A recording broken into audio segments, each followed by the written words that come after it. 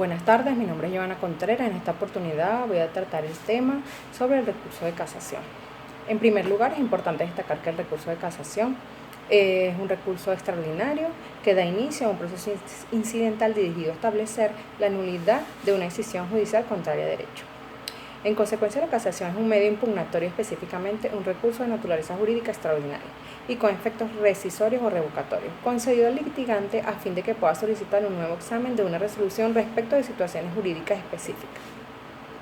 el que deberá ser realizado por el órgano máximo de un sistema judicial a quien se le impone el deber de cumplir con algunos fines, dentro de los cuales están cuidar la aplicación de la norma objetiva, uniformar la jurisprudencia y obtener la justicia del caso concreto. La casación se originó directamente en el Supremo Tribunal creado con ese nombre por la Revolución Francesa, por ley de 27 de noviembre de 1790, como órgano político encargado de anular todos los procedimientos en los cuales las formas hubiesen sido violadas y toda sentencia que contuviera una contravención expresa al texto de la ley. Originalmente, este tribunal no era un órgano jurisdiccional, ni su actuación estaba condicionada por un recurso de parte. Se le atribuía exclusivamente y a impulso de excitación oficial potestad para declarar la violación directa de la ley y para impedir que los jueces a hurtadillas hicieran obra de legisladores y no el derecho de las partes, el motivo determinante. Pero con la introducción del derecho de recurrir otorgado a las partes, el órgano pasó muy pronto a integrarse en la jurisdicción y simultáneamente se ampliaron sus funciones. En ese momento era natural que determinados medios impugnatorios del derecho histórico fueran puestos a contribución. Esto lo demuestra con claridad lo acontecido en la legislación francesa. Las características del recurso de casación tenemos que es público porque su misión fundamental es la defensa y la recta aplicación del ordenamiento jurídico y solo subsidiariamente podrá ser privado. Es limitado en cuanto a los motivos, ya que no pueden invocarse otras causales de nulidad de fallo distintas a las establecidas taxativamente por el legislador. Es limitado en cuanto a las pruebas, ya que no es posible promover pruebas en el recurso sino las que ya fueron promovidas en las instancias. Es limitado en cuanto a los alegatos, porque está prohibido plantear nuevas cuestiones no analizadas en las instancias, salvo algunos aspectos de orden público que puedan ser evocados por primera vez en casación. Es rigurosamente formal porque exige una adecuada y elaborada técnica para la formulación de las denuncias, recogido en el artículo 317 del Código de Procedimiento Civil. Asimismo, sus lapsos son inflexibles y la falta de formalización acarrea como consecuencia el perecimiento del recurso. En lo que respecta al anuncio del recurso, señala el Código de Procedimiento Civil que éste se anunciaría ante el tribunal que dictó la sentencia, contra la cual se recurre dentro de los 10 días siguientes al vencimiento de los lapsos indicados en el artículo 521.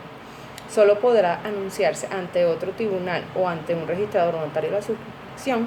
en el caso de haber imposibilidad material de anunciarlo ante aquel, para que éste lo pase inmediatamente al tribunal que debe admitirlo o negarlo. El tribunal lo admitirá o negará el primer día inmediato siguiente al vencimiento de los 10 días que se dan para el anuncio. En caso de negativa, razonará en el auto los motivos y en caso de admisión, hará constar en auto el día del calendario que correspondió al último de los 10 que se dan para el anuncio. En caso de que el recurso de casación no sea admitido, el tribunal que lo negó conservará el expediente durante 5 días. A fin de que el interesado pueda ocurrir un recurso de hecho ante la Corte Suprema de Justicia, el cual se propondrá ante el tribunal que negó la admisión del recurso en el mismo expediente del asunto, quien lo remitirá a la Corte Suprema de Justicia y ésta lo decidirá a los 5 días siguientes al recibo de las actuaciones. Si el recurso es declarado con lugar, comenzará a correr desde el día siguiente a la declaratoria, junto con el término de distancia que fijará la Corte y el lapso de formalización. En caso contrario, el expediente se remitirá directamente al juez que deba conocer de la ejecución. La Corte Suprema, en caso de interposición maliciosa por parte del proponente, podrá imponer multas. Otro aspecto a destacar corresponde a los motivos de casación. Y tenemos que solo pueden fundarse en la decisión impugnada, ocurrió en la violación de la ley, por falta de aplicación o por errónea interpretación. Por tanto, la nulidad y la consecuente reposición solo se pueden decretar si concurre algunos de los siguientes requisitos: si se ha quebrantado u omitido una forma sustancial del acto, es decir, se ha dejado de cumplir en el acto alguna formalidad esencial para su validez, esté o no esté la nulidad determinada por la ley, si el acto no ha logrado el fin para el cual estaba destinado, si la parte contra quien obra la falta no ha dado causa a ella, si dicha parte no ha consentido expresa o tácitamente el quebrantamiento de forma, a menos que se trate de violación de normas de orden público. Pero además, para que proceda el recurso de casación por quebrantamiento de formas procesales, es preciso que a los anteriores requisitos se agreguen otros dos, establecidos en el ordinal primero del artículo 313 del Código de Procedimiento Civil. Uno es que se haya menoscabado el derecho de defensa y que contra esa falta se hayan agotado todos los recursos, a menos que se reitera que se trate de asuntos en los cuales esté interesado el orden público. Siguiendo la misma línea, corresponde mencionar la formalización, que corresponde al escrito racionado que deben consignar la parte o las partes recurrentes una vez que es admitido el recurso de casación o declarado con lugar el de hecho, dentro del lapso de 10 días en el primer caso y 40 para el caso de recurso de hecho. Este debe consignarse bien ante el tribunal que admitió el recurso o bien directamente en la Corte Suprema de Justicia. En ese escrito se deben cumplir algunos requisitos, como la decisión contra la cual se recurre, los quebrantamientos u omisiones que menoscaben el derecho a la defensa, la denuncia de haberse incurrido en error de interpretación o aplicación falsa de alguna norma, con las razones que demuestren la existencia de la infracción, y la especificación de las normas jurídicas que el tribunal de última instancia debió aplicar y no aplicó. Esta formalización puede ser impugnada o contestada, pudiendo la contraparte, dentro de los 20 días siguientes, consignar por escrito algunos de los argumentos que a su juicio contradigan los alegatos del formalizante, citando en su escrito las normas que a su juicio deben aplicarse para resolver la controversia. Por otra parte, si hubiera habido contestación de la formalización, el recurrente puede replicar esta dentro de los 10 días siguientes al vencimiento de los 20 que se dan para la contestación. Y si el recurrente hiciera uso de ese derecho, el impugnante tendrá una última oportunidad en los 10 días siguientes para formular su contrarréplica. Una vez concluida la sustanciación de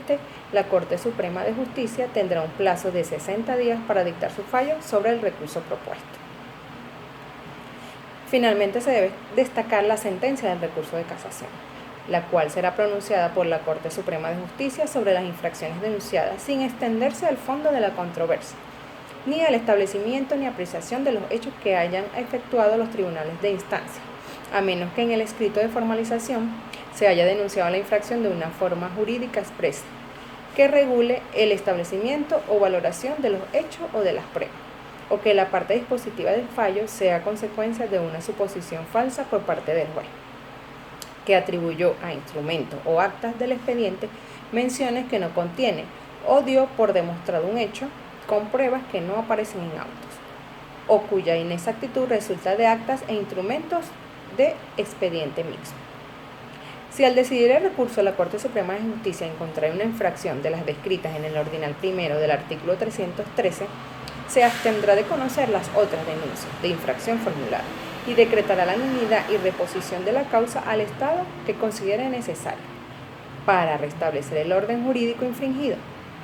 Igual abstención hará cuando declare con lugar una infracción que afecte